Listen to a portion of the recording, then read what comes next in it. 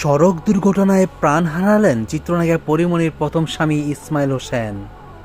গতকাল শুক্রবার ভোররাত্রে ঢাকা ভাঙ্গা মহাসড়কের শিবচর পচ্চন এলাকায় একটি মোটরসাইকেল দুর্ঘটনায় চিত্রনায়িকা পরীমনির স্বামী ইসমাইল চমৎকার প্রাণ হারান।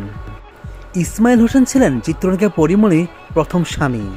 যদিও দেশের কোনো পত্রপত্রিকায় তাদের দাম্পত্য জীবনের খবর তেমন একটা আসেনি। আর কেনই বা আসবে? চিত্রনায়িকা পরীমনি তখনও তো নায়িকা বনে যাননি। কারণ সেই সময় চিত্রনায়িকা পরীমনির নাম ছিল শামসুন নাহার স্মৃতি, তখনও তিনি নায়িকা বনে যাননি। শামসুন নাহার স্মৃতি এবং ইসমাইল হোসেন তারা পারিবারিকভাবে চাচাতো ভাই বোন। 2010 সালে তাদের বিয়ে হয়। তাদের বিয়ে বেশি দিন টিকেনি। 2012 সালে এই দাম্পত্য ডিভোর্সের পথে হাঁটেন। মাত্র 2 বছর সংসার জীবনে